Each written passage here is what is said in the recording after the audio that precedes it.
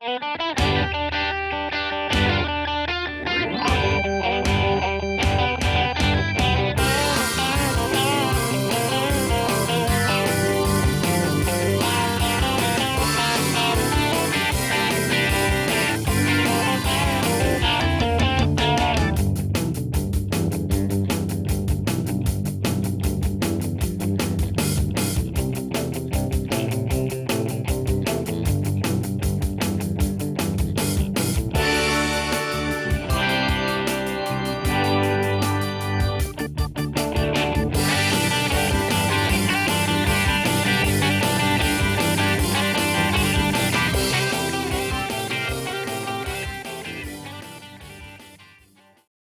morning, everybody. You're tuned to Computers 2K now on the Nissan Communications Network. I'm Amnon, your host for the next couple of hours, along with Gal. Good morning. Good morning. Morning. And Nick is here. I'm also here. Good morning. Spence is traveling, so he's not going to be with us today. You know, he's taking a lot of time off as of late. Yeah, I know. Slacker. Well, no, not a slacker, but I mean, I don't feel like we all get the same amount of time off. Our number is 919-518-9773. Computers 2K Voice on Skype. And today's show is made possible by VMix Software, by DudeInIT.com, and is sponsored by Tom Sinclair of Live Streaming Gear. So, what is going on, guys? Almost Christmas. Almost, but not quite. Well, I mean, technically, yeah.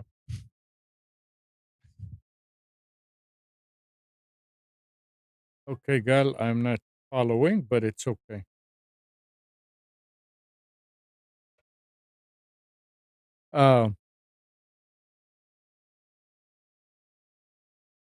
There's a lot. I mean, I don't know about you guys, but I am being bombarded with seems like slick deals used to come out once or twice a day.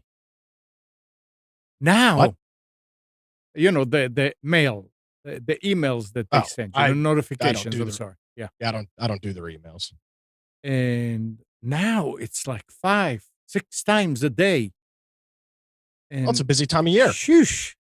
Yeah, I know, but I guess I need to look into it and just stop the notification.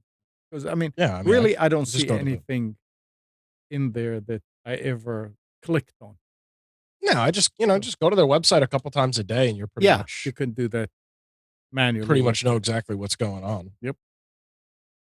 I pretty much just follow their... I set up alerts that are of interest to me, and that's the only thing I follow.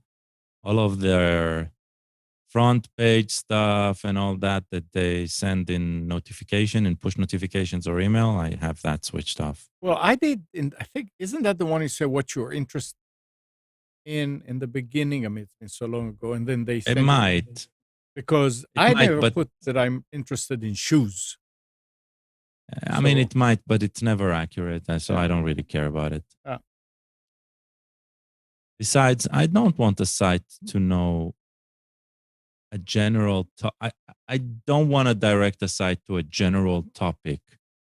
I want specifics, right? If I'm interested in a specific, I'll put in a deal alert, looking for the keywords I want in the combination I want, and that's it. Yep. The easiest way to do it. All right. There's something about Microsoft here. Microsoft is starting to roll out its new Office UI to all users. The visual update was originally announced earlier this year and went into testing over the summer. Now it's starting to roll out to all Office 365 and Office 2021 users. This new Office UI is designed to match the visual changes in Windows 11, and it includes a more rounded look to the Office ribbon bar, with some subtle tweaks to the buttons throughout Word, Excel, PowerPoint, and Outlook. It's a relatively simple refresh, and Office will now match the dark or light themes that you set aside inside Windows. The new look can be toggled on or off using the coming soon megaphone icon in the top right hand corner of Word, Excel, PowerPoint, or OneNote. Now, this is for 365 or 2021, Office 2021 or Office 365. So you have a new UI. I mean, it's not a new UI, it just looks different. I wonder if they changed navigations on it. They don't say anything in the article, but I'm wondering. I hope not. It doesn't seem they change any functionality, not Good. in any substantial way. Good. Right now, it's just eye candy. I've got a North Carolina story here. Yeah. Did you guys see about Toyota? Oh, the factory. I read something about it. Yeah, they're going to be building their Toyota's building their first North American EV battery factory here in North Carolina. $1.3 billion factory. It says where? Yeah, it's going to be in God damn it, I don't remember the name of the county. Okay, never mind. It's to the west of Durham. Greensboro. Near the plant near Greensboro in central North Carolina. Is that Randolph County over there or something like that? I don't know if the article says. We'll see. Yeah, it's to the west of Durham Triangle area. But apparently it's going to include a whole bunch of jobs, about 1,700 or so jobs. And there's no question about it. Electric vehicles in some way, shape, or form are going to be the future. I mean, I'm not anti-electric vehicle. I'm anti pushing the technology before it's ready and before it's affordable. I mean, right now, the biggest problem you've got with EVs, now they have hybrid EVs, but EVs as a whole, they're just too expensive. I mean, most people can't afford like the new Ford, I think it's called the Ford Lightning. It's an all EV truck. It starts at like $82,000. Yeah. No, I don't know about you guys, but I can't afford an $82,000 truck. So yeah, hopefully but any technology, you need to start by pushing it to the market, and the demand will get the price down afterwards. Well, it's also, and that was my point, was where it is right now. It's not. Hopefully, this brings it further towards the regular consumer, because all this talk about EVs, most people can't afford them as of right now. That will change, of course, as the battery technology becomes better and things of that nature. So I'm not anti EV. I'm just anti pushing the technology before it's ready for mainstream. And until the price is low enough, it's not ready for mainstream. At least that's how I see it. I mean, when you're deciding you want to buy a new car, which is something I've never done, I'll admit, but I would imagine when you're deciding when you want to buy a new car, there's a couple of things that you're looking at. And if you can buy an EV for a comparable price to a traditional gas vehicle, I think it's a no-brainer. Overall, it's going to be cheaper to operate in the long term, probably, but it's just not there yet. So hopefully this battery plant and things like that make it more affordable heading into the future. Because I just don't, it's just not there yet. If you walk into a dealership tomorrow and are looking for a, $35,000-$40,000 car, which is, upper middle of where you'd be looking, you're not going to find you might find an EV hybrid in that price point, but you're not going to find a full EV. And if anything, I would rather have a hybrid.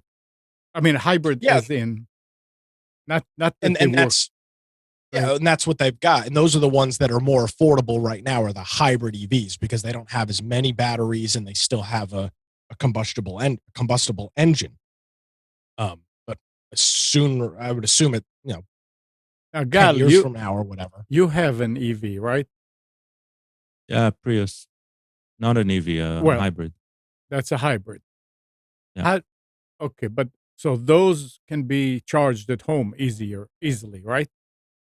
No, they're No? charged by no, they are, you put gasoline in them Oh, and the and drive it itself charges. charges it. Okay. Yeah.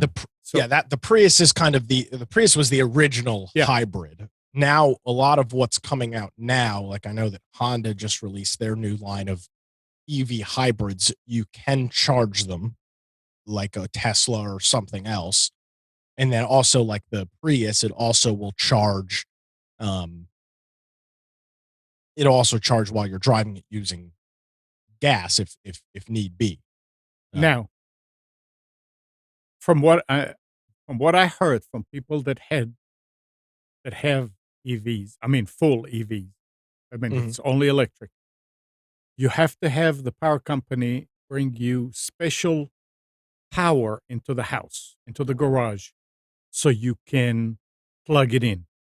If not, You don't need the it's not the power company that would be doing it. You would need an electrician to run you a probably a 240 at 30 or 40 amps. It's not the power company's well, not I going to do don't that. know that there's enough power. Normally, Yeah, there is. houses get about 200 amp service, Yeah.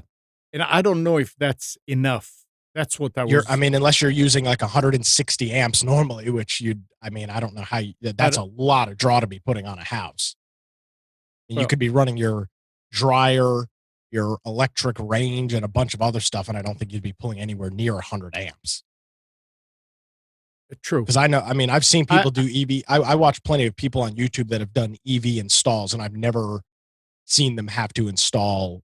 I've never seen them have the electric company come out. Of course, they hire an electrician to come Yeah, yeah. and run the That's service for it, but it's not the power company. I mean, unless you might. If, now you're right. If you're probably gonna like, I don't know, how old is your house, Amnon? uh, 50. I mean, I still have 200 amp. Okay. Yeah, I Every was gonna say house. if you're in like if you're in a 100+ year old house that has not been updated or Right. modernized in terms of its electrical system, you might be in that situation. But I mean anything that's been built in the last So that is anything that's up to code, modern code, anything yeah. that's up to modern code should have this the service for The it. other thing that I'm thinking about those things is they are much more efficient or practical when you live in the city. Correct. In the city, you normally most people live in apartments. So now, when you're in an apartment building, it's a whole different story because the apartment building has to install charging stations, things like that, wherever wherever you park the car. I mean, I'm sure they're not maybe, Which they do. but they You can only have charge today at every Walmart, right? yeah, Every but place, if you look at what it seems like there are some subsidiaries from either local government or maybe federal. But if you look at it, every parking lot today is built with ports for charging, right? That will be the same for parking compounds, I'm sure. okay, that's So nice. No, I didn't know yeah, that. yeah. Oh yeah, you'll The see. real And question is when will the offering when will the demand exceed the offering? Right now, there's very few EVs that require charging during the day, right? And so these spots are currently very like like the handicap spots, right? They're barren in most parking lots. But what will happen when that is ramped up, right? Because at that point, when the demand will grow, then government subsidiary will probably also fade away, right? They'll step back because the market will start doing its own. So it'll be interesting, Well, that's but the we're thing not is there yet. you have, well, you see, that's the thing is if you're pushing EVs and they say, oh, yeah, we're going to do away with uh, gasoline engines in 2030 and 2040 and 2050. A lot of countries are saying, yeah, we're no longer going to have that. I don't know that that will ever happen, but it's a It won't. nice thinking. But the thing is, even if you live in an apartment building that has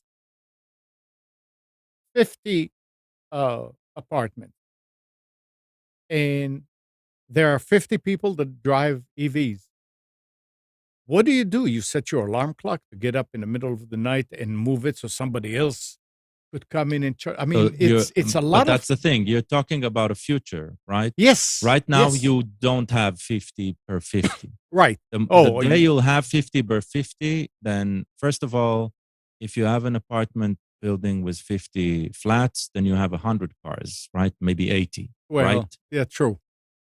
Yeah. So it really depends on what type of parking lot you So have. yeah, so And that's what I'm saying. It's the and structure. remember, whoever installs that uh, uh, charging port is making money over it, Of course, right? So you will see those charging ports all over. They'll be, I mean, when you think about it, it's even more effective than a parking meter because the person needs to be plugged in, right? And you can still limit their time. So you will see the cities put in it everywhere. Hell, maybe we'll see, with advanced technology, you'll see wireless charging. It'll happen. yeah, very possible. Yeah. But that what I'm There's already wireless charging pads for garages. what I'm saying is that So all this infrastructure around EVs need to be in place. Correct. And yeah, they may be pushing that behind the scenes that we don't see. I know they're They pushing are. EVs. If you look at new they are probably construction, not enough. yeah, I'm just trying. Like my girlfriend lives in a relatively new apartment complex, maybe a year and a half. It's not even 2 years old. Mm-hmm. There's I think 4 or 5 EV spots in right when you pull into the garage. Mm-hmm. I've seen one car there, and it's always the same car. But as Gal mentioned, once we get to a point where 70% of the cars on the road are EVs, then you'll start seeing that change. They're very expensive to put in, Yeah. and yes, there are government subsidies that are covering it right now. But you don't want to just have a whole parking bank of EV chargers with nobody charging anything. Right. It's very much a chicken and an egg, and that we're just not there yet. I mean, I see a few Teslas and things like that driving around, but to say I maybe see 1 or 2 or maybe even 3 a week is probably the number. And does that justify having, a whole bunch of parking spots? No. And here's the other thing too. If you're doing city driving, for example, like Gal mentioned, Walmart or one of these other places parking lot, if you have an EV and you live 7.5, 8 miles from a Walmart, you're not going to even pull into you're not even going to need to pull into an EV spot. You're just, if you're home overnight, you need eggs or milk for the next morning, your car's already going to be charged. You're going to putz over to Walmart, park in a regular parking spot, get your crap, go back to your car and go home and plug it back in when you get home. So it's not like every single person that's driving an EV is also going to need an EV spot as well. In an apartment complex, it's different, a place Right. where you live. But in terms of shopping malls and things like that, if you're just doing city driving, the range, again, once it's at a point where the range is good enough, you're not going to need to charge it unless you're doing a serious road trip or you're doing something else. Other than that, you'll just charge it at home. It's a lot cheaper to charge it at home than it is to pay to charge it out because it's not free. I mean, you don't pull up to these spots and they're not free. I mean, you have to pay for it.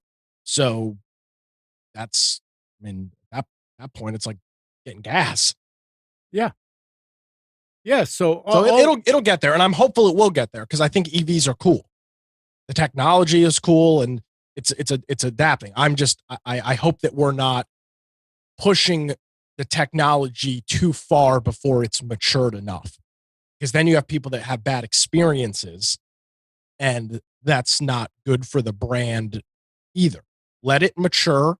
Let it get to a point where everyday Joe Schmoes can look at an EV and say, I'm going to decide to get this instead of a gas powered vehicle. And the problem will solve itself. Yeah. And I hope, I mean, there's no question about it. It's the future. I don't care what side of the political aisle you're on or anything. EVs are going to be the future. The battery technology is rapidly developing to a point where they will be the future. The question is when and how. and the other thing about it is I hope that when they're developing these batteries, that they're also thinking about what do we do with the old batteries? How do we I mean, with car batteries in the early days, it was a disaster. It's still a Because disaster now. Batteries are very hard to recycle. well, you take it to any of the place where you buy a battery, and they'll take it and recycle it. Correct, but what does that recycling process look like? I have no idea. That's I'd I be see. curious to Yeah, know. yeah. I mean, So I buy. if you're talking about the Tesla giga plants, right? Okay. Mega plants, or however they call them, mega factories. That's that's an integral part of the design of the manufacturing process. So Tesla specifically, right, and that's part of their marketing. What they do is it's not only where they create the batteries, it's also where they recycle the metals from the used batteries, because those can't be charged anymore, right?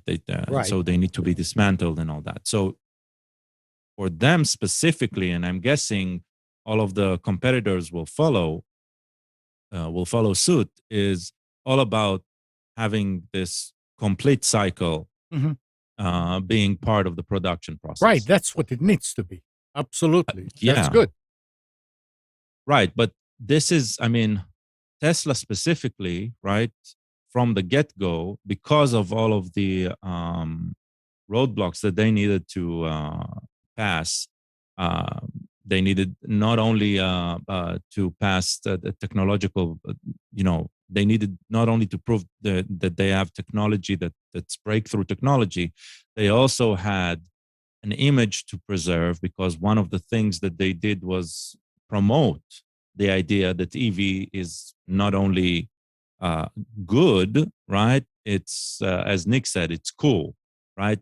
It's the best you can have. It's not like it's not a compromise when compared to gasoline powered cars. So they did it right. But now that you have the competitors coming in, right? They need to follow suit there, and I'm not sure that they will, right? Because they're already established. They already have. I mean, you just look at the EV bill that the federal government signed, right, which excludes Tesla because of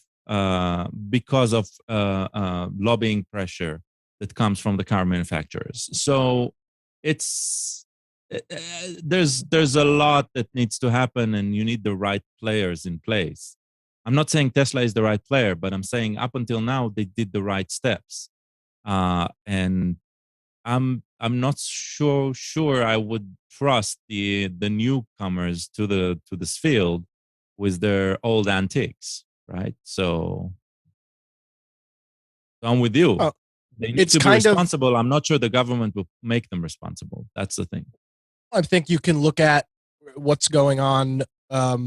This is completely off topic, but I think the analogy kind of fits into what you just talked about. You look at what happened. Look at the cigarette industry and all the lobbying work that they're doing against the marijuana and e-cigarette industry. It's a very similar thing to what you're seeing with the traditional car makers, Ford, Toyota, whatever. Tesla is the marijuana company that's doing all of this crazy new stuff and putting these traditional uh, car manufacturers in a place where, let's be honest, people just don't make cars, right? There's not just, there isn't just like random one-off car companies, right? You have got big car companies, and that's what they do, Right. because that's how sure, you can build your own car, but it's going to cost $100,000. The reason that they're so cheap in comparison is because of the supply, the what's the word I'm looking for? The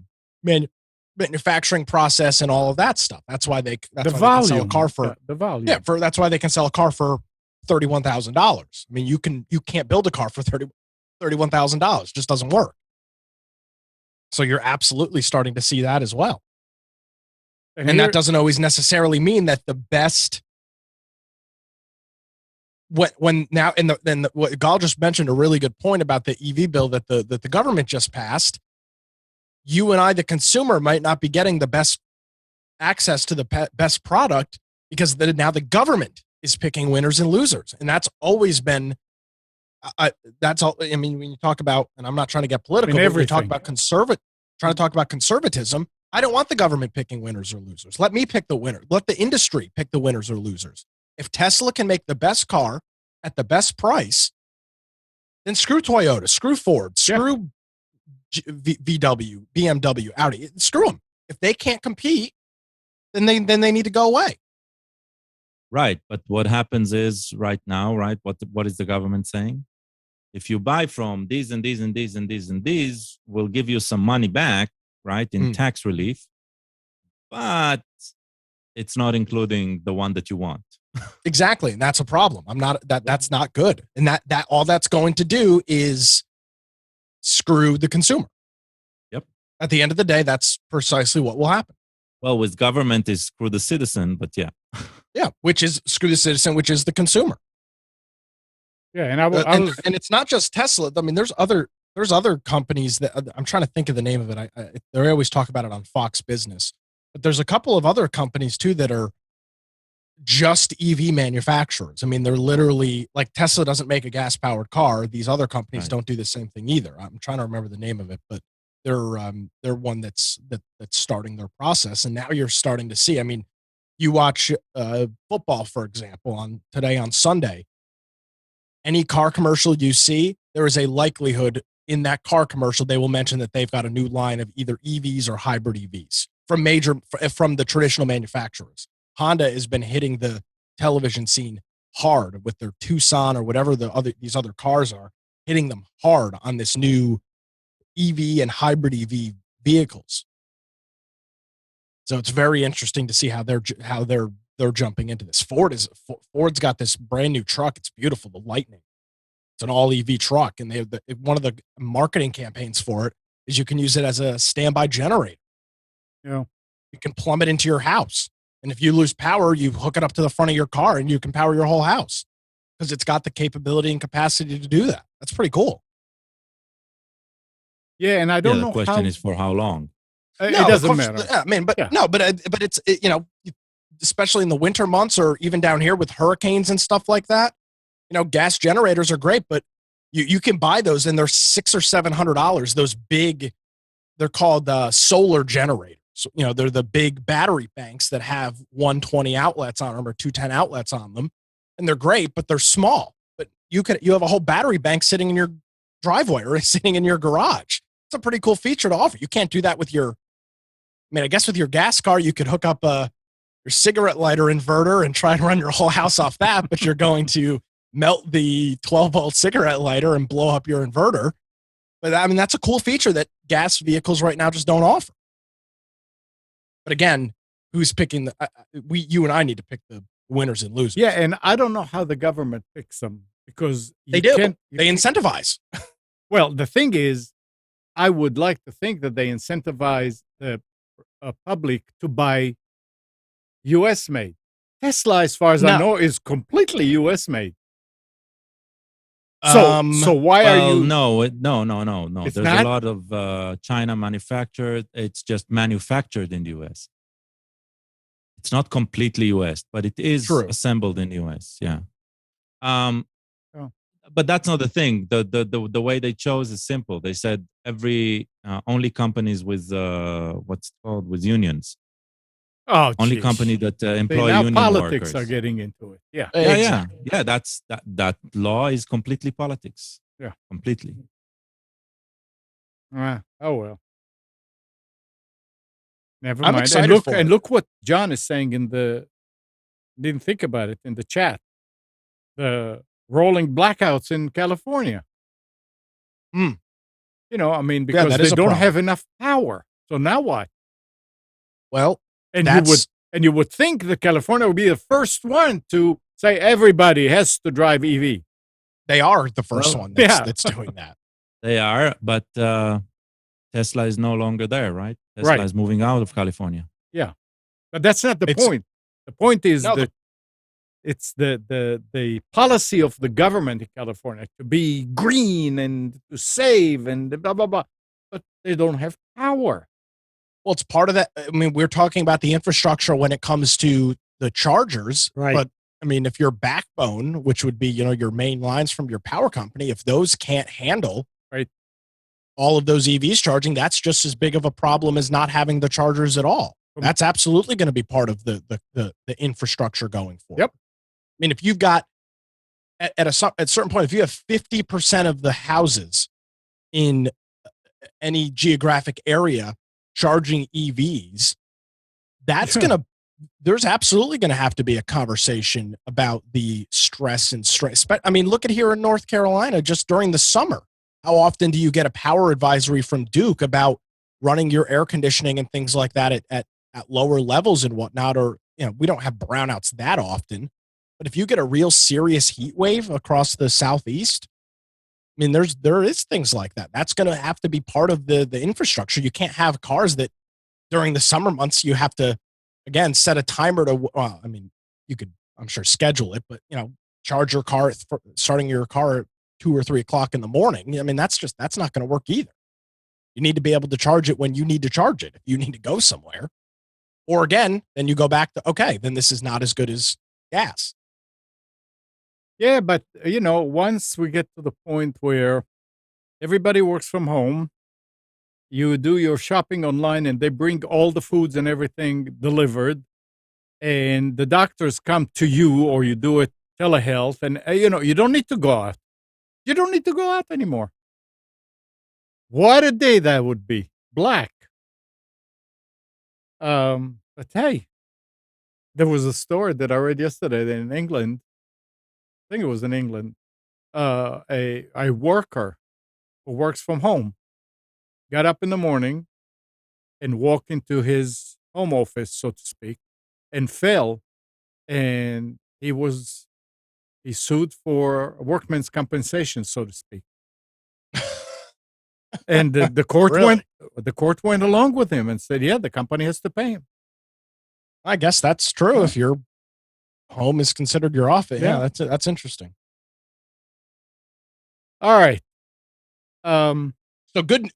Just Go to ahead, put go a ahead. bow on that story. I mean, this is good news for North Carolina. Oh, absolutely. Like, It's we good are news. already a big tech hub up in the Raleigh area. Gal works in the thick of it, and to have a big EV plant here is good. And hopefully, other companies will also decide that, hey, let's start making these batteries here in the U.S. and it'll be great for the state.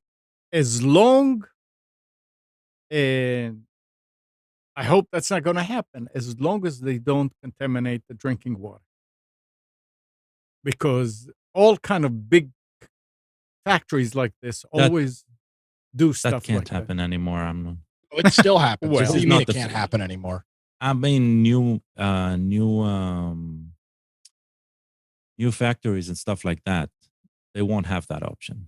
Not Well, anymore. I'll tell you Hopefully. what, we're dealing with it seriously down here. Chemours in the DuPont plant up in Fayetteville as what was dumping chemicals for, and I like Al mentioned, can't do it anymore, but they've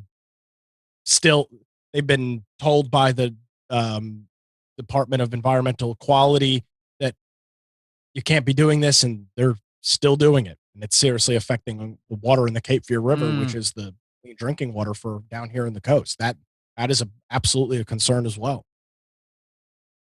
Yep, Until the DEQ or whatever says no, you stop. You can't. No more. If you continue to do this, we will shut you down.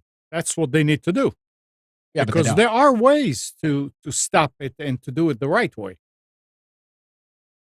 Well, Yeah. So interesting. but that's sort of like the price of progress, but we need to learn how to minimize the damage that it does. All right. Cox Communications has disclosed a data breach after a hacker impersonated a support agent to gain access to customers' personal information. While Cox does not state that financial information or passwords were accessed, they are advising affected customers to monitor their financial accounts and to change passwords on other accounts using the same one as the Cox customer.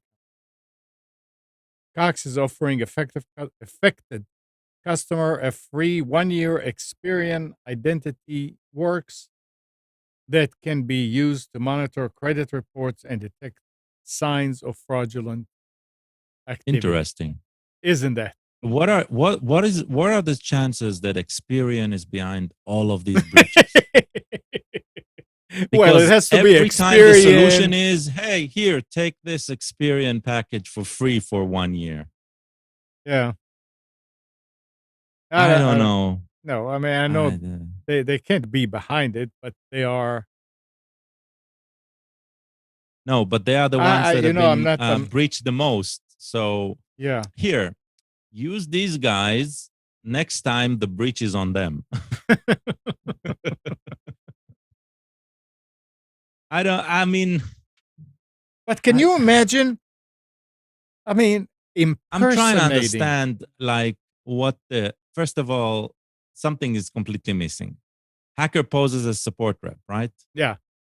So he called customers and got their credentials that way. So how many did he get? 50, 100, right? You're talking about person-to-person communication. Or you're not talking about hacking into the system here.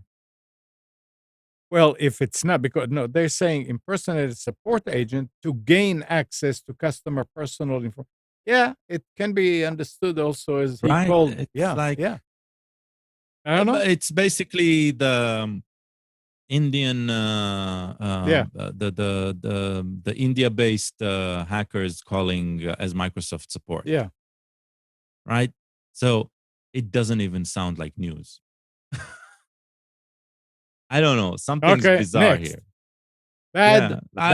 But I find it interesting that they're offering the Experian package. That one. Well, they have to do something. This is like it's all like a marketing. Yeah. Yeah. I mean, if there's already damage, there's already damage. Let's put it this way. Would our show even mention Cox in any other, like any conversation? Would somebody, if Cox isn't offering internet in their area, would anybody talk about them? Right? Probably not. So it's like something's. They always said that even negative publicity is good publicity. Exactly. Yeah. That's how it feels. That's totally how it feels. I know I might be wrong, but that's just how it feels. Yeah. Okay, so we were talking over the years about drivers that screw up and drivers that do bad things. So Microsoft has just launched this past week a special web portal where users and researchers can report malicious drivers to the company's security team. The new Vulnerable and Malicious Driver Reporting Center is basically a web form that allows users to upload a copy of a malicious driver, which gets uploaded and analyzed by a Microsoft automated scanner. At a technical level, Microsoft says this automated scanner can identify techniques that are commonly used by malicious drivers, such as drivers with the ability to map arbitrary kernel, physical, or device memory to user mode. Drivers with the Are ability. they Huh? are they checking if the driver has a license? I have no idea.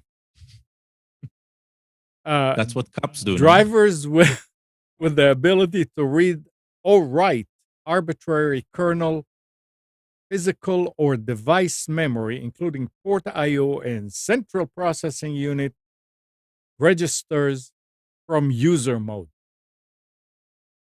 and drivers that provide access to storage that bypass Windows access control. So if a driver is doing some any or some or more than just these, they flag it or they uh, do something about it. Remember, this is just users uploading. You install the driver and it's screwed up.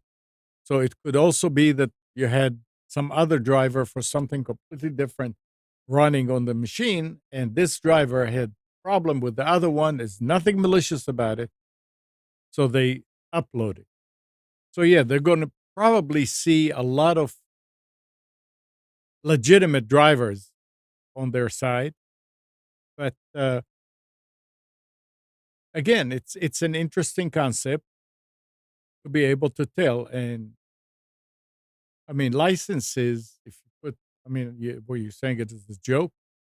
They could put Of something course. on there. No, they could put something in a There driver, is, but but it's there's the WHQL yeah, but I don't know that that's program. not something that you can. Yeah, but hold on a second. Yeah, Looking at somebody's car and looking at their license plate, the driver of the car doesn't have to be the owner registrator of the car. correct. So, No, but I mean, somebody can just uh manipulate it You too. cannot put a WHQL certificate on your own. Only Oh, Microsoft can put it. oh, okay. That's how it's worked. That's the whole idea. It's a root CA, right? It's a root CA signed certificate. So you need to go through a process where they assign, yes, it's their servers, yes, it's automated, but you need to be registered. They need to know who you are in the beginning, right? It's like it's trackable. That's the whole idea of the WHQL process. One, it passes testing. Two, and that's why you get so little of them, right? Especially if you're looking for aftermarket drivers. Like after you bought something, you are now looking for an update. Uh, you will be offered non OEM. WHQL Oh, no. drivers, and you'll be offered older WHQL drivers. And the reason is, right, going through the process is lengthy and costs them money. Yeah. So that's all part of the idea of it. But I think what Microsoft is talking about right now is, okay, let's try and build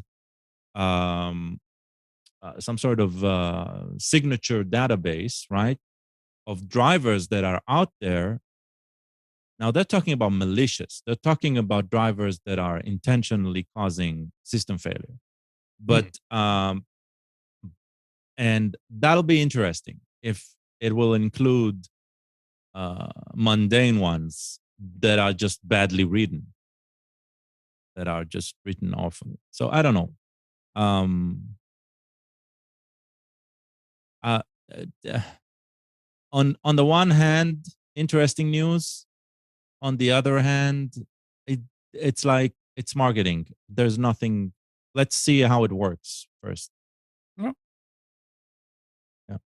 As far as drivers and updates, this morning when I started Zoom, it says requires an update. I said, yeah.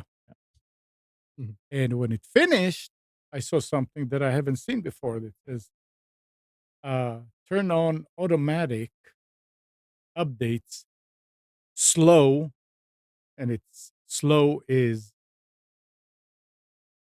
more stable, or fast, which means get always the latest thing. Yeah. And by You, default, you can it's choose which crowd you want to be in. yeah, and it's nice. I mean, It's like LTS, LTS. long Long-term support. long-term support. Oh. Like it's very common It's in software that Yep. you have an LTS version and you have the a the stable cutting version. edge. Yeah, I mean, the stable. Both of them are stable, but Well, one is like the new stable and one is the old stable. the way that they word it is like the old one, the slow one is more stable. The fast one is the latest, and not a word of stable in it. So anyway, But that's the thing, right? This is the new production, the new general available version, right? yeah, But if you wait on it and there's bugs on it, right, then we'll fix it and you'll get it later. That's all it means. Now, the fact that the older one is stable is an assumption, right? Because it might have a bug that nobody, it just hasn't tripped yet. right, yeah, It's just, it survived longer. That's all. and So, that also may be one of the things that Microsoft is going to find out. Say, oh shoot, this is a legitimate driver, but we screwed up there. There is something that could have done this, so let's fix it. Yeah, but driver and software are two different things. Yeah, yeah. But I mean, it's the thing is, And you don't typically, how often are your drivers being updated versus your software? I I don't mean, know. I just know that the answer is not very often. I mean, like, for example, if I've got a Logitech mouse and keyboard. How often are those drivers being updated? The answer is they're probably not, because there's no reason to. Now, the Logitech software, the G whatever it's called, now that gets updated pretty regularly. But I mean, drivers themselves, for most people, not most people, the driver that gets updated the most for individuals are gamers, and it's your graphics card drivers. The reason those get updated is they're getting optimized for new games. But for other things, I mean, what is there to update? I mean, there's just not only there's that, not a lot to update. take a look at Windows updates.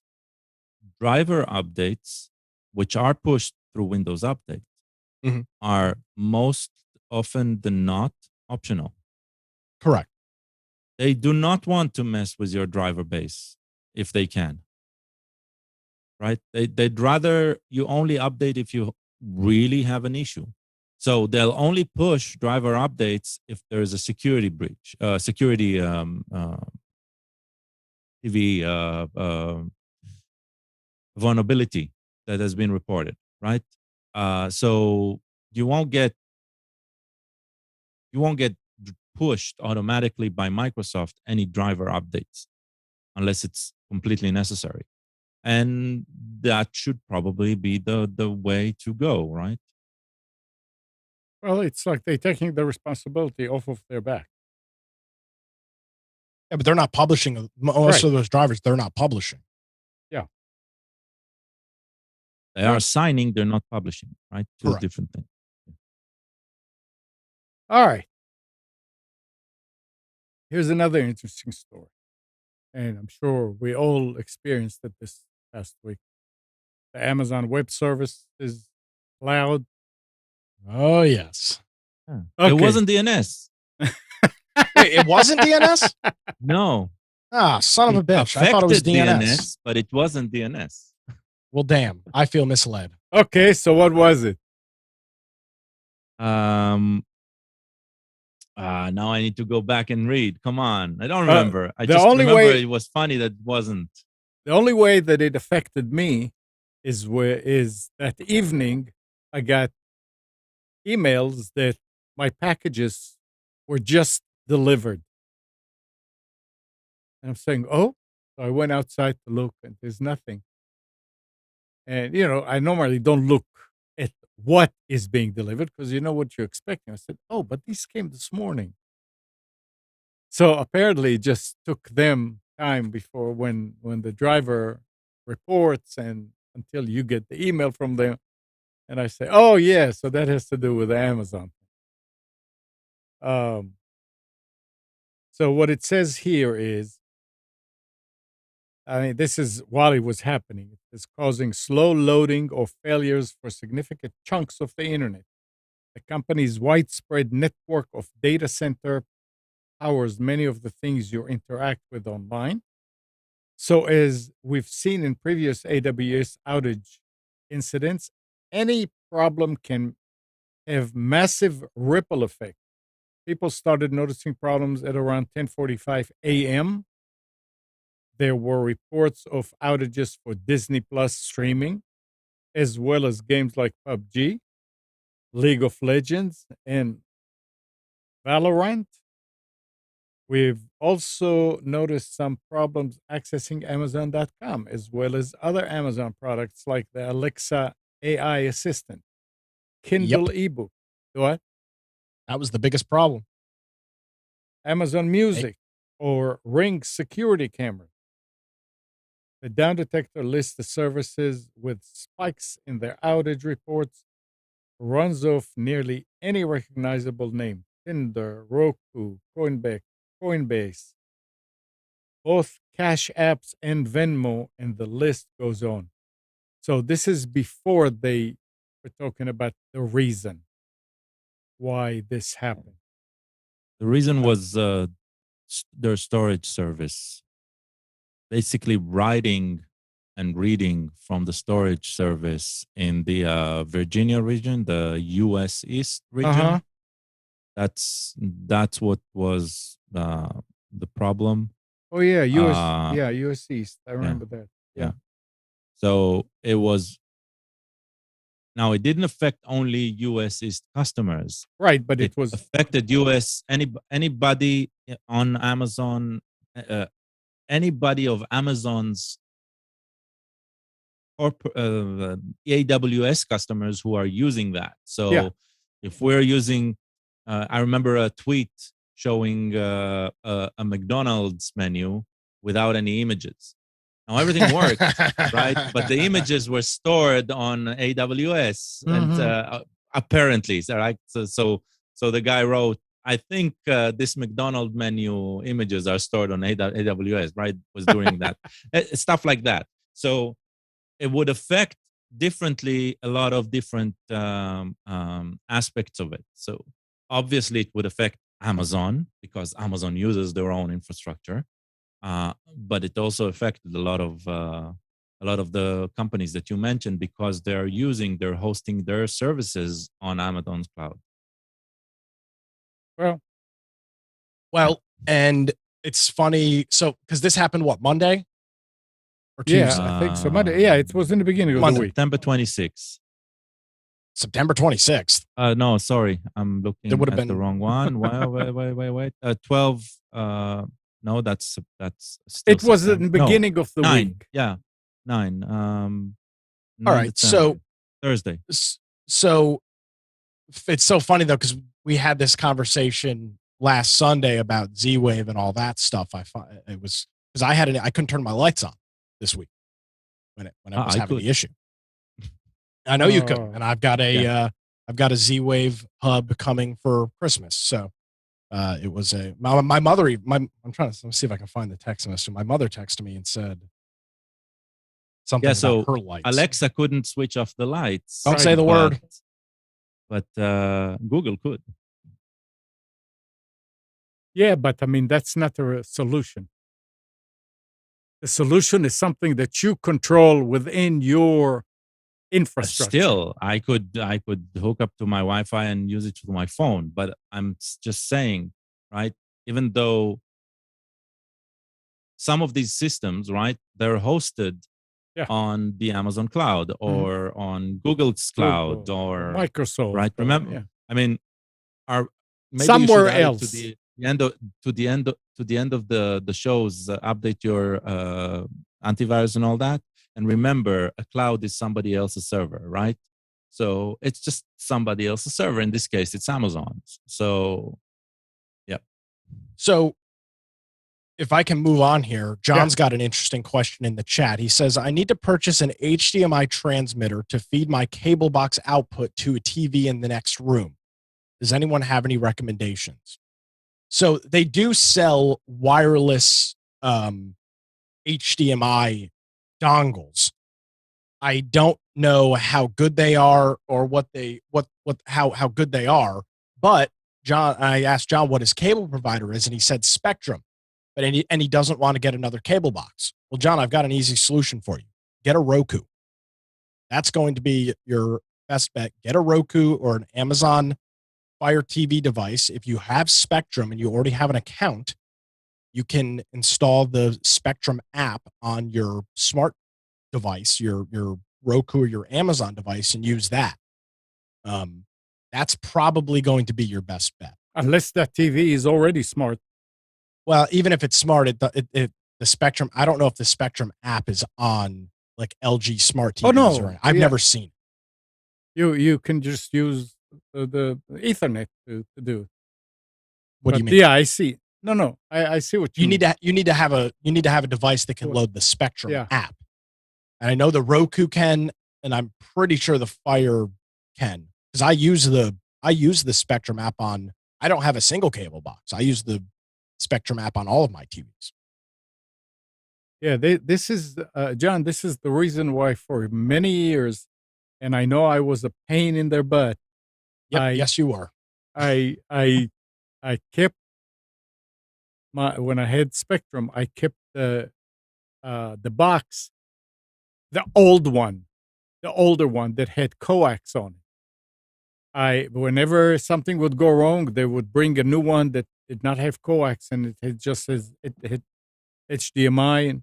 And no, I want the old one because it was very easy to split the signal from one room to the other, after the box and before the box. And I know that they had a hard time. Now, when you do that, you do lose recording abilities, which was no big deal. That with the new one, you can record 3 or 4 or 5 different channels at the same time. With the old one, just one. But yeah. I think because my parents they didn't go through a similar thing, but they wanted to, have the ability to watch TV in a couple of rooms and didn't want to pay monthly for a cable box. Mm-hmm. And they've gotten a couple of Rokus, and that's what they've been doing. That's going to be your cheap, because you can buy a wireless HDMI transmitter set. You're going to spend $200 on. Yeah, and that's a lot. And then plus you're not going to have any control on the TV on the other side. Obviously, running I mentioned running a cable. He said not easily. Your cheapest solution would be to run a cable if you want the exact same mirrored output. Actually, I don't even know, because you'd have to get a long enough HDMI cable. You're going to spend more than $20 on that. Yeah, a bunch. You can get a Roku Express. I just posted is $20. It's not the quickest unit in the world, but if you're just going to be occasionally using it to watch TV, I don't think you'll find a cheaper alternative. I can't think of a cheaper alternative than that. I'd be interested to know if he already has coax between rooms. If he has TV in other rooms.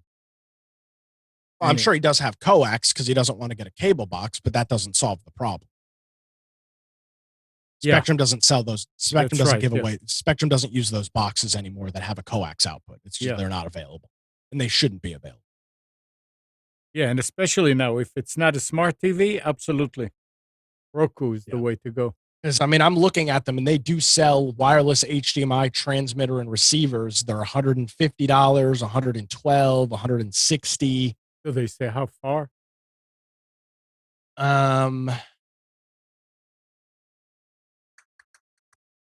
Because I would think up to 98 feet. Wow, that's pretty far.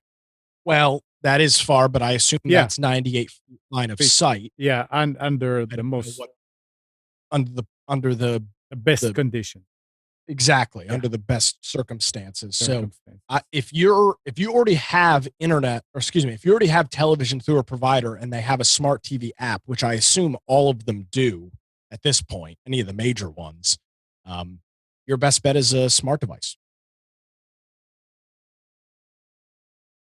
Is an Action Tech transmitter and it failed. Ah, I see that. Yeah, the wireless HD transmitter and receiver. Yeah, Yeah, I mean, yeah, John, that's a tough one. That's that is a in the olden days of analog television, you could have gotten yourself. Actually, I guess you could still do this. You could get a 5-watt analog television transmitter or something tiny and hook that up, and then put a grab set of antenna, put an antenna on the other TV. That's technically wireless. It's RF, but it's wireless. Um, I guess that could be a solution as well, but I don't think any of those. The biggest problem is you don't have control in the other room.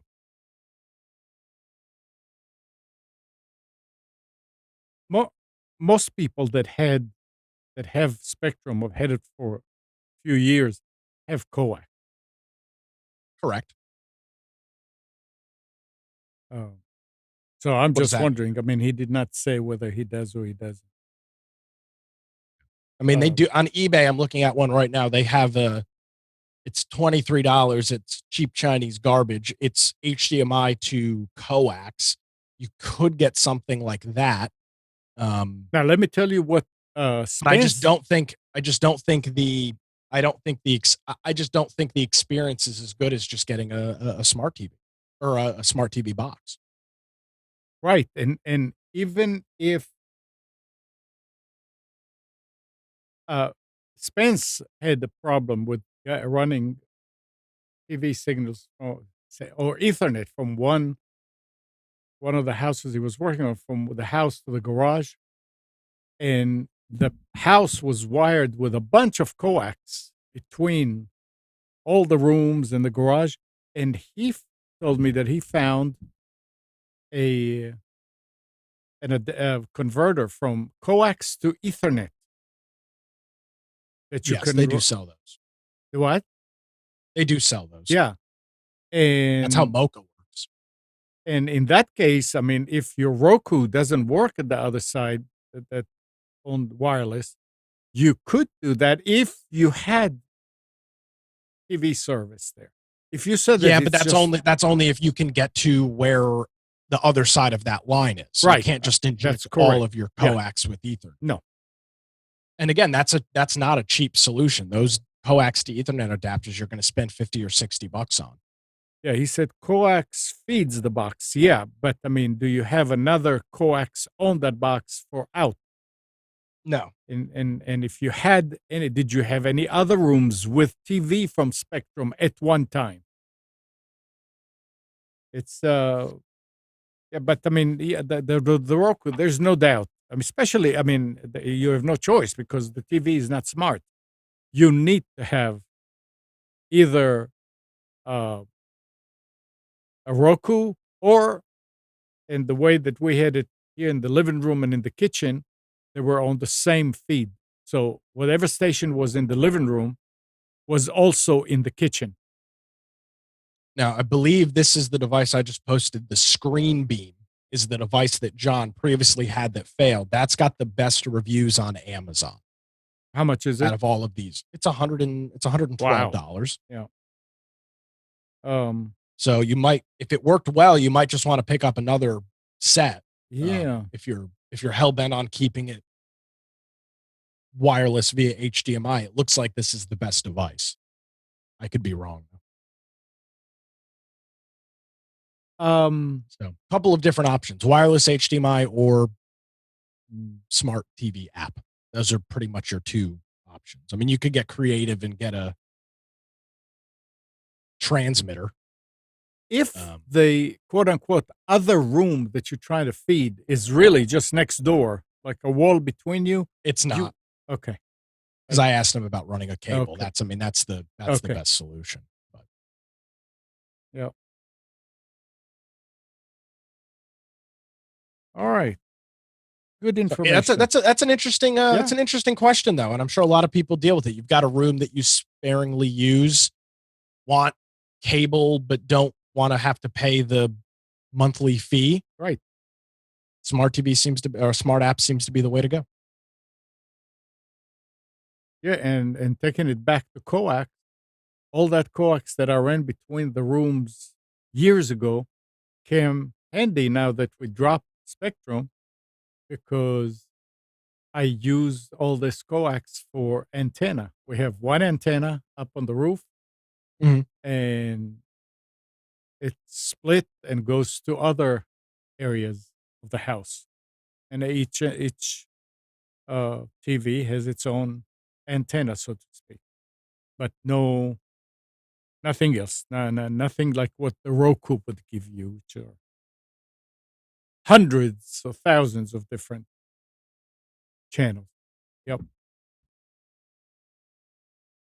All right, so Verizon might be collecting information about your browsing history, location, Who? apps, Verizon, Verizon. Okay.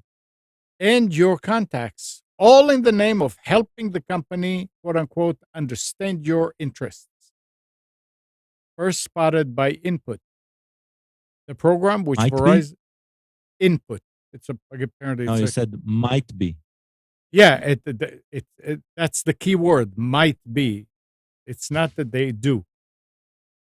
Uh, it says that the program which Verizon appears to automatically opt customers into is called Verizon Custom Experience, and its controls lay buried in the privacy setting of My Verizon app. The program introduces two different options that appear in the app: Custom Experience and Custom Experience Plus, each of which varies in terms of invasiveness. Verizon We're provides. taking all of your information, or we're taking only what we're interested in.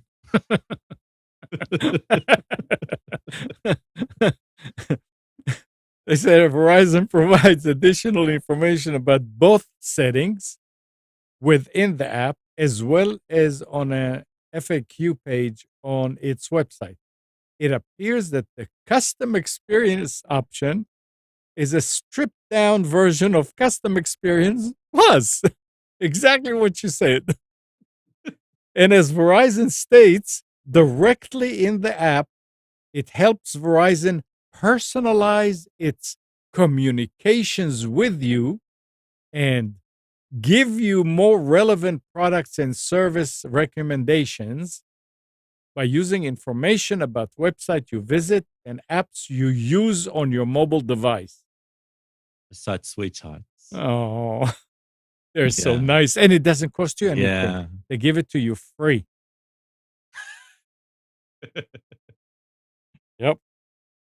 Boy. That's it. It's not, I mean, selling products and services are no longer the way to make money. The way to make money is the data that they collect from you. And they're all doing that. Oh, you were going to say with Gal, I'm sorry. No, nothing. Okay. Oh, Nick is not here. A newly discovered zero-day vulnerability in the widely used Java logging library, Apache Log4j, is easy to exploit and enables attackers to gain full control of affected servers.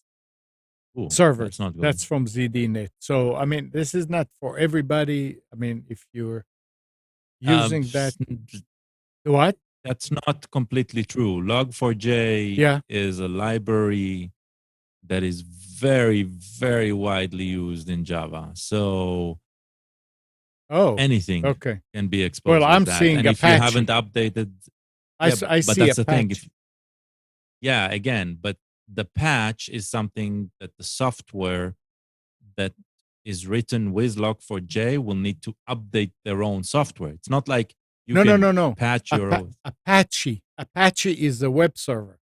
Yeah, That's what they were Apache mentioning. is So I thought it's only affecting the Apache web server.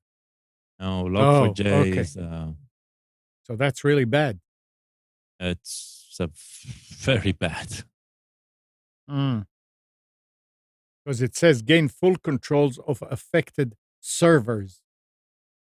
But I guess that Well, the of computer can with the be. server, that's what interests you. If it's Yeah. an Android app, the only thing you can gain control is what the Android app can touch, which is very limited. So, yep. And Apache runs usually as a master as root in a server. So, Mm, yeah, something else to worry about. Oh well.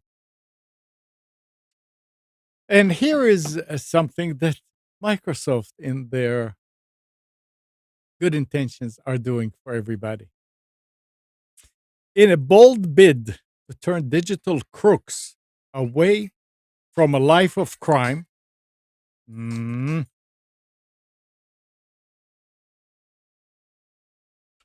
sorry about that.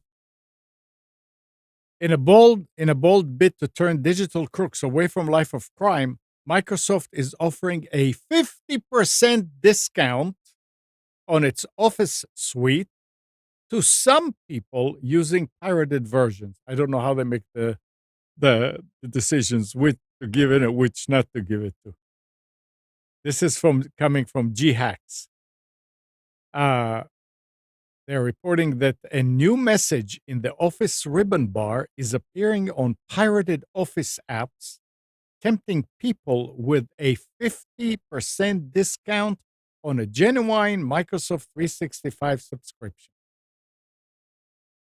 The message links to an official Microsoft website that claims pirated software exposes your PC to security threats. Microsoft warns Office pirates that they run the risk of running into viruses, malware, data loss, identity theft, and the inability to receive critical updates. The discount brings the price of Microsoft 365 family subscription down to just $49.99 for the first year, or $34.99 a year of Microsoft 365 personal. That's pretty good. Maybe I can now install a uh, pirated version on each and every computer here. And then, because I mean, you're not going to buy a subscription and all of, that full price and get the discount. I don't know. It's well, interesting. I mean, I wonder why they say so some. not that I'm talking out of experience, right? Yeah, But the most interesting aspect of the pirated versions of Office is they get full updates as well. So I don't know what the problem is. I don't know. I have no idea. But I mean, the thing that grabbed me, but this it says some Well, some because they can people because using it. yeah, How? because I'm guessing the reporting is done based on the experience of one person or two persons or something like that. Um, so to your question, Yeah. how do they detect? I mean, it's easy. If something is running for a while and has never been activated, right? Then the software itself, without phoning home to Microsoft, Mhm. which they will be caught on and they will be tried in public opinion on, right? Mhm. Uh, uh, so without phoning home and reporting back, can say, hey, this looks like a pirated version. This is, you remember that prompt back in Windows, what was it, XP or Windows 7 of the genuine Windows that would pop up and say, you are not running a genuine Windows, blah, blah, blah, blah, blah. That's because it wasn't activated, right? Yeah. So as long as something isn't properly activated, the latest update, for example, right, could push some code that says, hey, if this isn't activated or this isn't activated with this and this certificate or something like that, um, show the prompt. Uh, It's interesting. I'm guessing they'll make some money out of it. It's a good tactic, but the real question is what type of information they're gathering to later use in some lawsuit, right?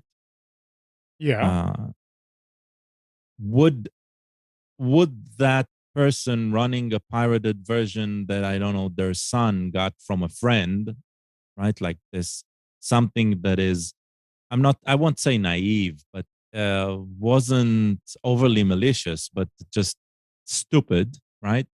Will that person later pay when they get some letter in the mail, right? How can I trust that this company won't So come and chase me just because I ran something pirated a while, and they will have the evidence because I provided my identity, right? yeah. Especially if they're giving you a subscription. It's like, whoa. Well, So yeah, they gave strange. me a subscription and a number, I mean, a license and everything, and a few months afterwards, it says, "Hey, this has not been activated." You mean it's not been I couldn't do certain things. Yeah, because the activation is a process of registering the license Well, I to the did. account or whatever. So I had to go through it again, and everything is fine since. I mean, it's been about a year. I don't know.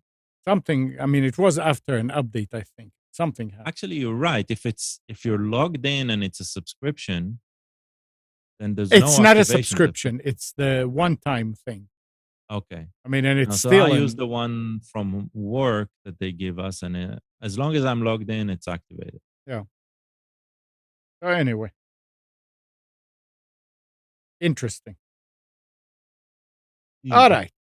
right. Um, Life 360, a popular family safety app used by 33 million people worldwide, has been marketed as a great way for parents to track their children's movements using their cell phone. And surprise, surprise, The markup ha- has learned, however, that the app is selling data on kids and families' whereabouts to approximately a dozen data brokers who have sold data to virtually anyone who wants to buy it.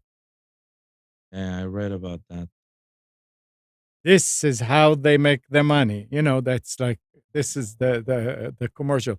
This is how we do it. Did you see it? The one with the Shaq. That's how they make their money. It is. mm. I never heard about Life 360, but I Life can. 360, you know what locate your phone is, Yeah. right? So theoretically, uh, collecting information by federal law, collecting information of anyone 13 or below is prohibited unless there's parental consent, Okay. right? That's why if you want to open a Facebook account, you must be 13 or above. For example, you're hit with that during the registration process. Every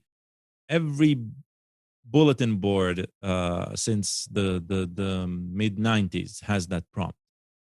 So when it comes to collecting information about minors, you always need to have parental consent. Life 360 is something that you buy, right? You install an app on the kid's phone. I don't know if they provide additional devices. I think they used to. I don't know if they do it anymore. And anyway, it allows you to track the whereabouts of everyone in the family. Basically, family locate my phone. So you log in with a single account, or everybody gets an account, and you can send to one another, or between the adults. But the adults, they can see where their kids are at all time.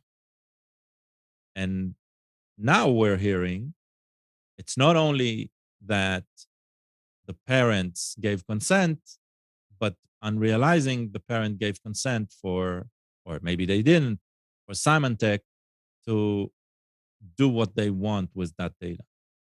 And I think that's infuriating. I Yeah. think that's terrible in so many levels. This is way beyond Facebook evil. Right.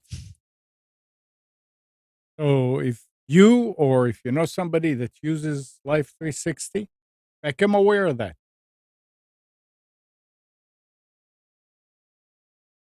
And Yeah, definitely. But I mean, anybody who uses it ever, I've always told them don't use it. It's just a bad service to start with, just in the concept and just in the way you're trying to treat your kids, right? Is problematic. You need to have them yeah, tell you where they are right. instead of you spying on them, Mhm. because then when they'll need your help, they'll never ask for it. But that's parenting's That's philosophy that has nothing to do with that. parenting But 101. what these do, this is like, oh yeah, there's that big bad wolf. Use them; they'll track your kids. Yeah, that's exactly what it is. It's a big Yeah, bad wolf. Yeah, definitely. It's a predator tracking your kids and making money. for money. Yeah, Yeah, for money. Yeah. absolutely. Okay, so Italy's competition authority announced that it has fined Amazon roughly $1.3 billion at today's exchange rate. According to the antitrust watchdog, Amazon has abused its dominant market position and pushed third party sellers to use the company's logistics service, Fulfillment by Amazon. They told them you have to use it. The Italian authority, the Autorità Garante della Concorrenza del Mercato, Say that details again. Say that again. AGCM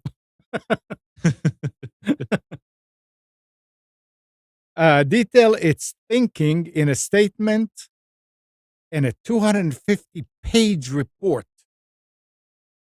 According to them, third-party sellers don't get the same treatment if they are leveraging FBA, the fulfillment by Amazon, or using their own logistics stack. Sellers who take advantage of FBA can participate in the company's paid loyalty program, Amazon Prime. Subscribers get free deliveries on some products. In addition to Amazon's own inventory, products from third party sellers that come from Amazon's warehouses, thanks to FBA, also get a Prime label. But apparently, they're saying, hey, you flexed your muscles there and you told them how to do it. It's not what they want to do. $1.3 billion. That's That's what they Yeah, but find them. it's I mean, how much they're going to settle yeah. on? Who Well, knows? it's just filing, right? Nothing has been decided yet. So. No, they said had fined Amazon. There's no filing. Fined. They already fined them. Yeah, but it will be Yeah, contested yeah. for Oh, sure, absolutely. right? So Yeah, you know that it will. That's a bunch of money. uh, Let's see what else. yeah, let's put it this way: Amazon will definitely need to provide an answer. Oh yeah, yeah. And they, I mean, it's obvious that they're doing things that they shouldn't do. Now, Gal, here's something that it's a long story, but I'm not going to get into the whole thing. But it's interesting, especially for people that deal with big installations. And dozens of printers across the internet are printing out a manifesto that encourages workers to discuss their pay with coworkers and pressure their employers. You are being underpaid, one of the manifestos read. according to several screenshots posted on Reddit and Twitter.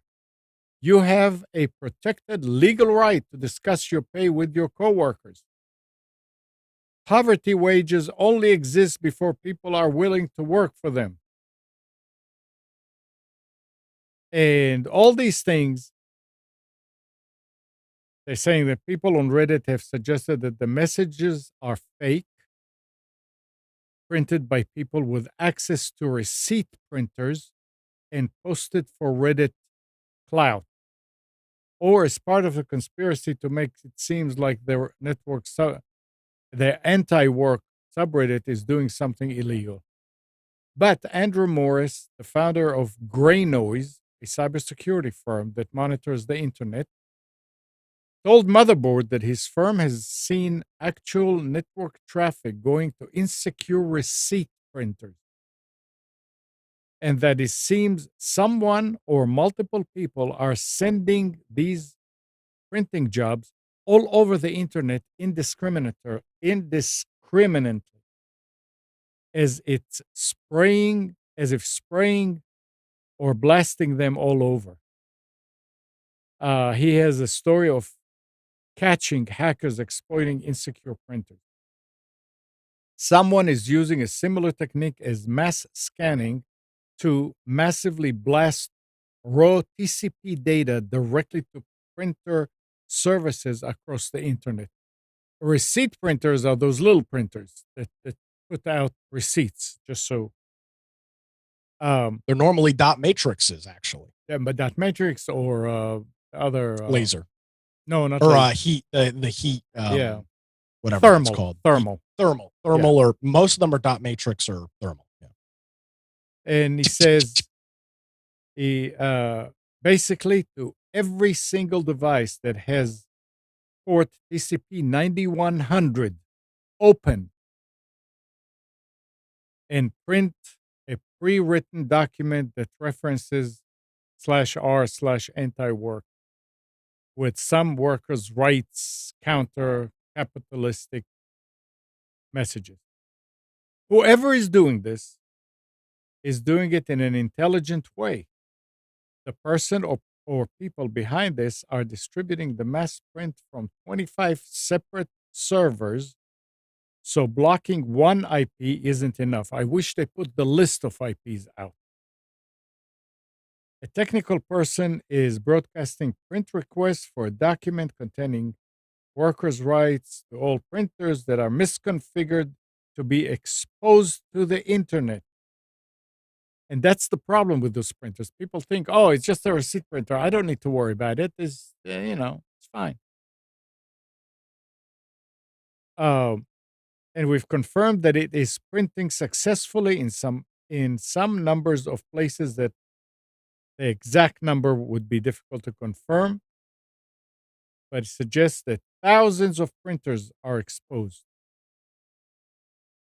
That's referencing Shodan, a tool that scans an internet for insecure computers, servers, and other devices. And there's no way to get into it more, but this is if you are in a company where they have receipt printers, just bring it up to your employer without any details. To tell them, our IT department or IT person or whoever need to make sure that these printers are secured also, and that they're not open. I don't know why they leave it open to the internet for, unless that's by default the way it is. And that's bad. That's very, very bad. Nicholas, Google is bringing Android games from Google Play to Windows laptops, PCs, and tablets, the company announced on Thursday. Google announced a standalone Google Play Games launcher that lets gamers play mobile titles on Windows PCs at the Game Show Awards on Thursday. The upcoming app will allow players to close out of their game on one device and resume playing where they left off on another. This means you could switch between a Chromebook, Windows PC, Android phone without losing saved data. The app, which is being built and distributed by Google, runs games locally on your system. No cloud streaming required. So far, Google has only teased the service in a brief video clip, so some important details haven't been revealed. So we do know, however, it is set to arrive sometimes in 2022. Okay. So let's talk about the technology because that's probably the most interesting thing here. Okay. Nothing new. Oh, okay. Yeah. Why? Can you And play? I'm guessing the reason Google are doing it is because something Microsoft is doing in Windows 11. So basically, what they're talking about mobile games. Mobile games is everything that's running on Android or Right. in the Google world, Yeah. right? Chromebooks already run Android apps. So there's nothing new there. Right. The idea of being able to continue where you left off, that's already there with their gaming platform, with their cloud gaming saves. So you log in with your Google account, you play the game either on your phone or your Chromebook, as long as it's with the same account, the saves are going to the same cloud storage and it just picks up and synchronizes. There's Oh, nothing new there either. okay. So the only thing that's new is, hey, Chrome, Google are going to provide you uh, a way of doing it on Windows or maybe even Mac. I don't know. Okay.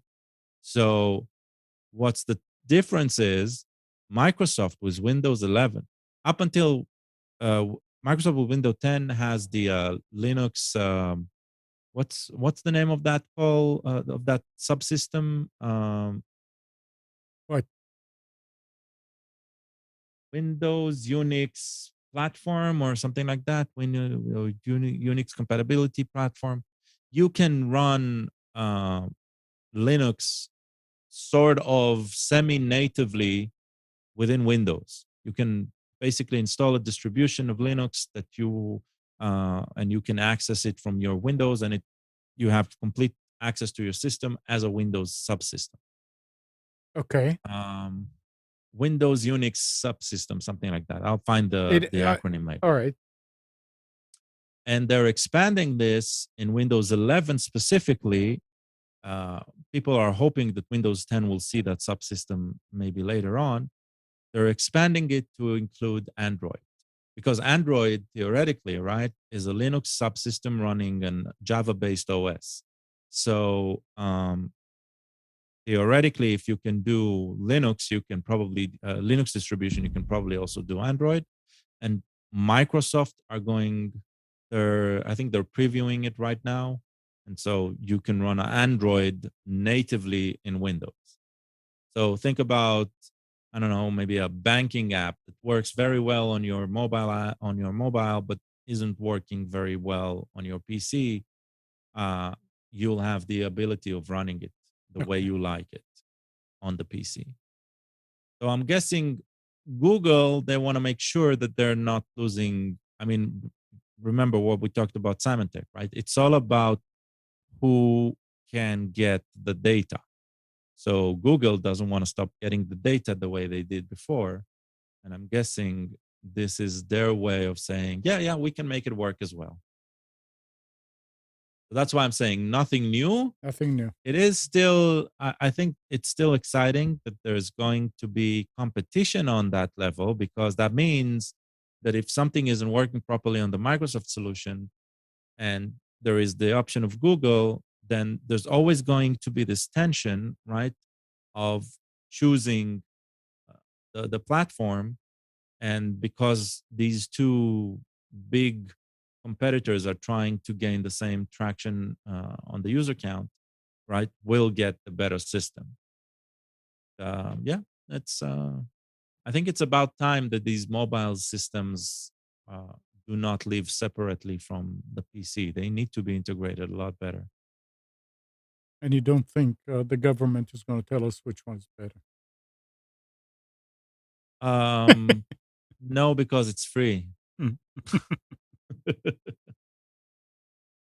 You might get your employer telling you you can't use that one because that one requires admin rights to install and this one doesn't, or something like that. But that's it. Well, I mean, it's something that people who are not into it may find. Hey, I can do it now. So it's a One good thing thing. I do It's a good find, thing. yeah, one thing I do find strange is everything in the article you read was about gaming. Yeah, it The is about focus was gaming games, and the Microsoft solution is going to be like any app, across the anything. board. Yeah.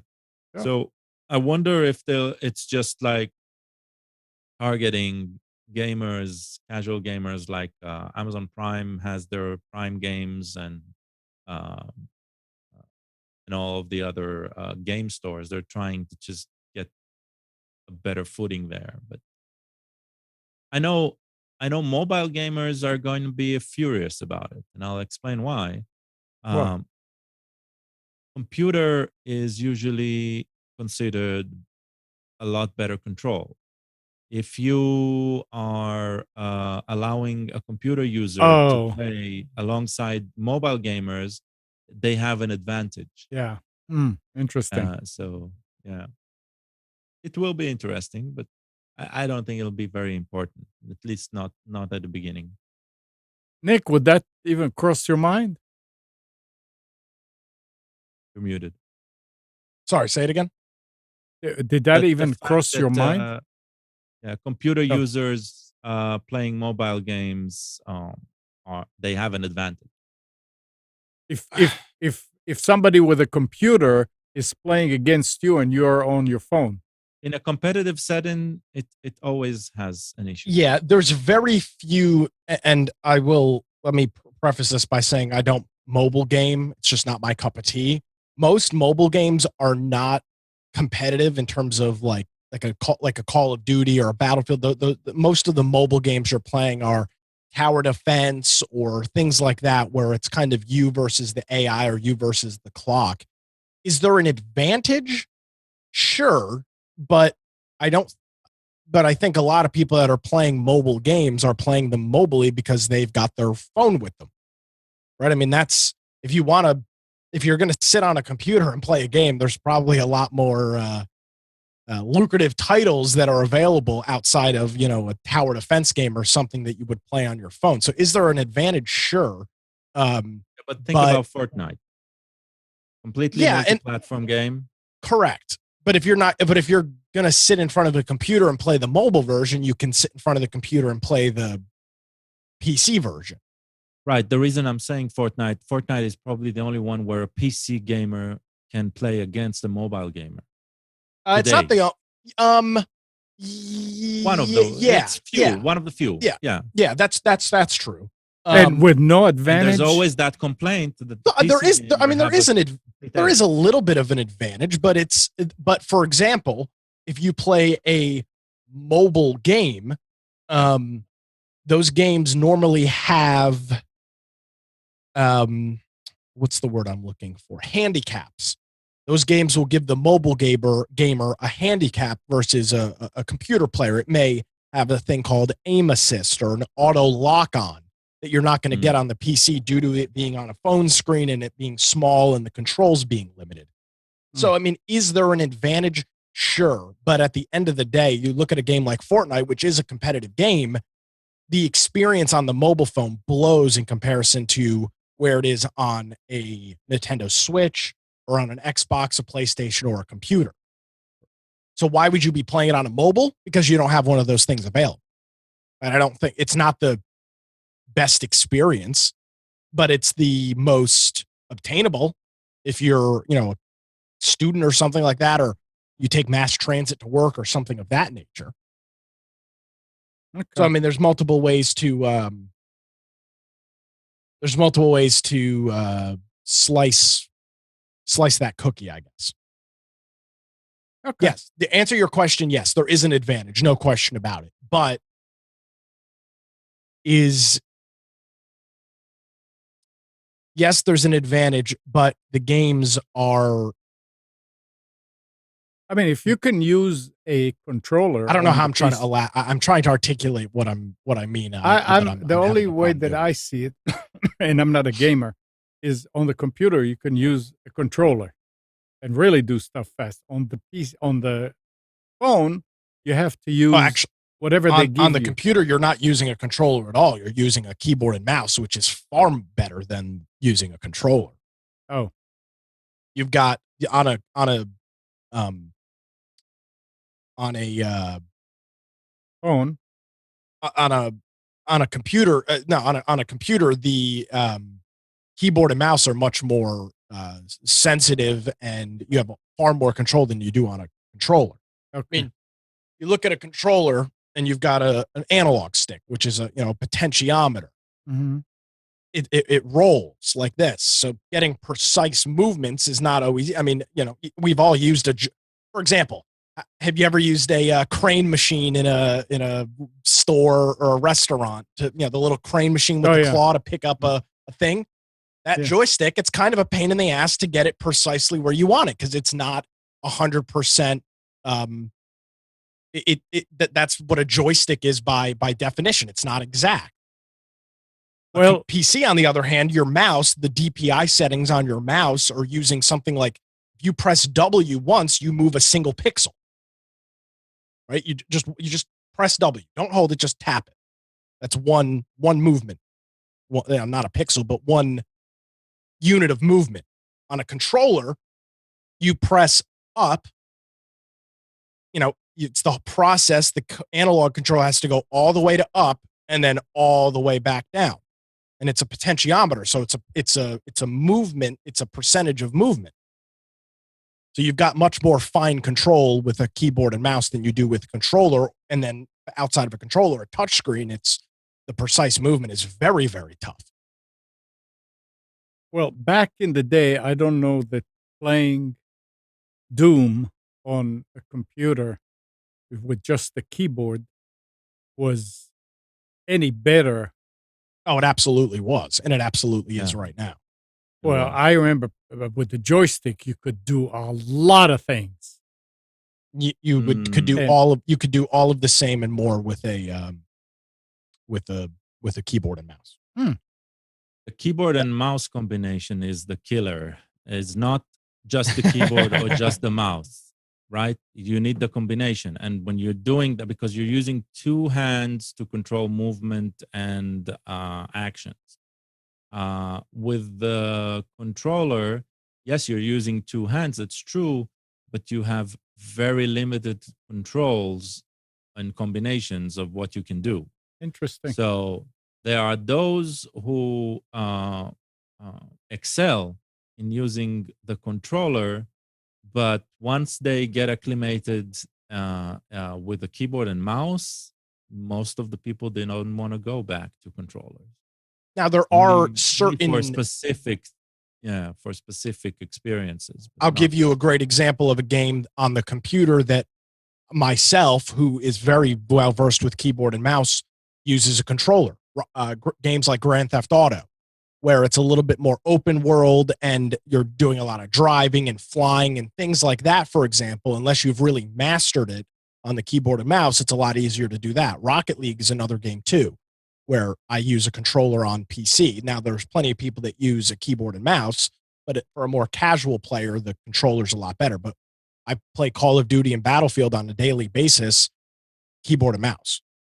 I've never used a controller on the computer to play a first person shooter, because it's just not as good. Hmm. You have much more fine control with a 1200 DPI setting on a mouse. You can really hone in your aim again, versus an analog stick where if you need to aim on somebody, you're looking down a crosshair, spinning this and moving this. You're probably going to, again, same thing with the crane machine. You go left and right, try to get right over the thing that you're trying to pull out of the crane machine. In a competitive game, it's a lot easier to do that with a finely tuned keyboard and mouse. But it's a skill set. It's not just if you've never done it, you suck, because it's very weird to control WASD and use a mouse and things like that. Okay. PC gaming's great. And console players hate PC gamers, and that there's a lot of conversation about cross-platform play between consoles and PCs because there is absolutely an advantage of using a keyboard and mouse. And you don't have it with the console. Well, it's just a different. It's just different. Now, if it's a handicap, we all know what a handicap is. If everybody on a console is playing with a controller, then everybody's got the same handicap. But now, when I jump in and I'm using a keyboard and mouse, I might have an advantage. I might not, but I might have an advantage, and that can be frustrating. Interesting. So it's an opinion thing too. You can talk to different people and get different viewpoints from everybody. But I enjoy PC gaming, and keyboard and mouse is the way I game on PC. Now, but for example, the new Doom Eternal that I'm playing right now, I'm playing that with a controller because I like the rumble feedback of the controller. I think it makes the gameplay much more exciting. Amnon, this has been a preamble to gaming politics. Every game that I ever played, and that was, we're talking over 20 before years I was ago, born. It was always, it's a what? Before I was born. Yeah. Well, probably. It was with before the joystick. Were you playing games before 97? Yeah. Oh, yeah. Yeah. Okay, well then, yes. So before my time. Yeah, but 97, I didn't have time for games anymore. But I mean, it was joystick and a keyboard. Oh yeah, because you had to do some things on the keyboard, but the movement was all with the joystick. They don't call it a joystick anymore. A joystick is something completely different. A yoke. But again, you look back at those era of games, they were optimized to use a Logitech. What was the Logitech stick that everybody had? The Sidekick, I think, is what it was called. I don't even remember. That might even be a little bit late. That was you're talking about the Sidewinder, and that was Microsoft's. The Sidewinder, the controller. Awesome. You're right. Yeah, it was completely awesome. Yeah, and you had games that were optimized to use optimized to use that input method. For example, Flight Simulator. You can play Flight Simulator with a keyboard and mouse, but it is optimized to use a flight stick or a yoke to control it. It's just a better experience. It's not unplayable with a controller with a keyboard and mouse, but it's optimized to use the input method that fits the game the best. Some game input methods are good for controller. Some are better with keyboard and mouse. But at the end of the day, a lot of it is just perspective. What are you comfortable with? Are any? Is this the Sidewinder? That one had like 3D, basically 3D force feedback. Yeah, is that still a thing? It's like, because I can't say I've seen a lot of gamers rave about anything like that. So. No, I don't think I'm not. I'm going to be honest. I'm kind of out of the console scene, so I don't. But that's the thing. That was PC. No, but I guess my point is people are not really using controllers on PC. Only for racing, right? Those are the only. But even ones. racing, those are really. But if you're a real racing person, Gal, you're not even using a controller. You've got yourself the whole. All right, you got yourself the whole rig. So that's the thing is. For your casual player, you might, use the controller. But if you're really into flight sims, you've got a flight yoke and that whole setup and pedals. If you're really into driving games like Project Cars and things like that, you've probably got a whole chair set up with the steering wheel and everything. So I don't. Right. There's not. There, like, I mean, if you go on Amazon and look for a USB controller, I don't think there's that big of a market for it. Yeah, that's what I mean. It's like. Was like literally the PC controllers they look like Xbox controllers, and they just got a USB. They're all the flat variation. Yeah, because it's just not an input method that a lot of people are using. I don't even remember the one that I used with the TI and with the PC later on, but it was a game port Oh controller. yeah, game port. Yeah, and Yeah. they sell game port to And- USB adapters. can And still it use it. was, I remember it was kind of bulky and it was blue. The top of it was blue. The bottom of it was black. It may have been Logitech. I don't know. It had a chrome stick and a black ball on top of it. And you could do so much with it. Well, if you really want to have a good time gaming, you need one of these. This is the pristine gaming device right here. Your $3 USB keyboard. This is the pristine gaming device. I have one of them. I don't know what to do with them. I use it for my Raspberry Pi. All right. But So yeah, the only game I play these I days, shared it with you, these I think. days, Yeah, I shared it with you last week. The only game I play for ranking is the Stack Overflow sites. A true OG. Yeah, that's the only thing It's funny. I mean, I play from time to time some games casually, more for testing out an experience. I maybe finished 2 games, like casual games that there are a few hours to play, and play them over a couple of weekends. But yeah, gaming is so.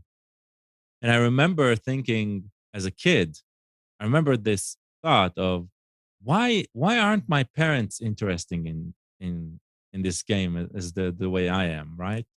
And I'm no longer. I like to read about them. I like to follow on what's new and to understand the gaming mechanism. But when I figure that out, I don't care about being good at it. It's like I don't know. I don't get gaming today. Actually, most of the gaming today is so repetitive that I. why do you That's think probably that where is? I'm lost. What do you think that is? Well, one aspect of it is the fact that you can play with your friends. I mean, if you go out and play soccer, you're always playing the same game, Right. but still you meet every week and you play it, right? I'm talking about Mhm. physical, Yeah. right? It's very similar in the digital world. The playground is familiar, and then what you do within that playground can be different depending on the people you're doing it with, or fun, or you get to excel in it. But that's what happens. So there are 2 types of gaming experience. There are those who are repetitive, who you go through, but that is the one that you're using with your friends, your peers, right? Other people, whether random or known. I think it mostly around known people. And I mean, Nick will probably be the expert here, right? But that's what I've observed for my son. What draws him in, and what keeps on drawing him in. The interesting thing, though, is let's say a game like Pokemon, which is a single player game, which is very popular still, right? It is so repetitive to my taste that I don't get it. I just don't get it at all. Because you're playing alone, you're progressing in the game, but the actions you do are literally the same over and over and Correct. over again. And the only thing that changes are some stats about the creatures you meet. And even those, they're not like surprising, or they're new categories of stats or something. It's like it's so repetitive, and still it's one of the most popular games. I don't understand them. I'm definitely not a gamer, right? Because of that. So No, me neither. yeah. It's But then fine. again, we play a very repetitive game of waking up every morning, making Yeah, but every morning coffee, it's maybe different. eating breakfast. But you see, Why do you have to make my life sound so depressing, Colin?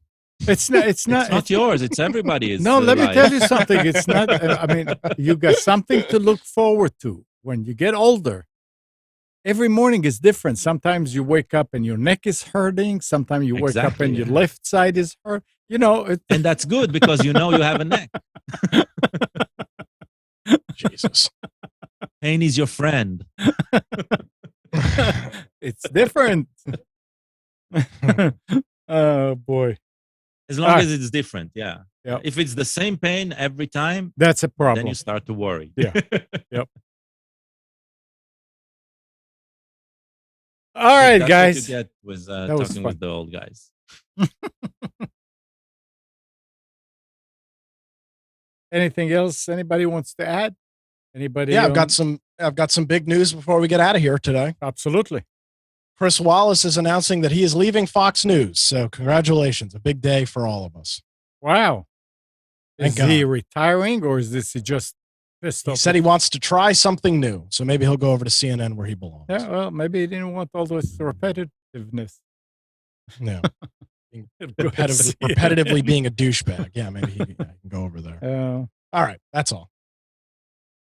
All right. That was fun. That was a lot of fun. Yeah, good show. So thanks, Nick. Thank you. Thanks, Gal. Hopefully Spence was listening. He was telling me he's going to drive and listen. Good morning, Kathy, Hannah, Nabil, Mac, Norm, Katie and Donna, Dina, Arlington, Micha, Eleanor, Sareed. Thanks, everybody, for tuning to Computers 2K Now. We hope you enjoyed and maybe learned something from our time together. Remember to practice safe computing, back up your hard drive, and update your virus scanner. We'll be back here next Sunday at 9, but you can always reach us at computers2know.com. And remember, Monday through Friday, 6 to 9 a.m. Eastern, Nick is on Wilmington's 980 The Wave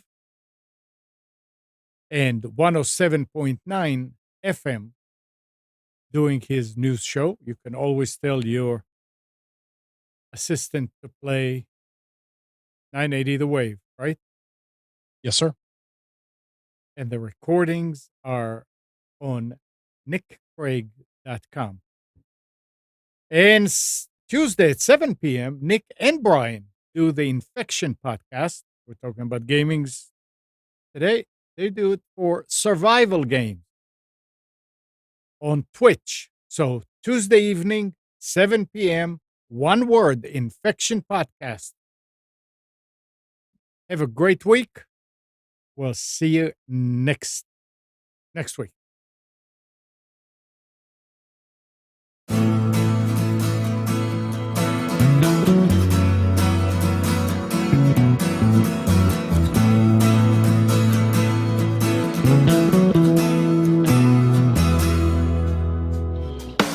You are tuned to the Nissan Communications Network.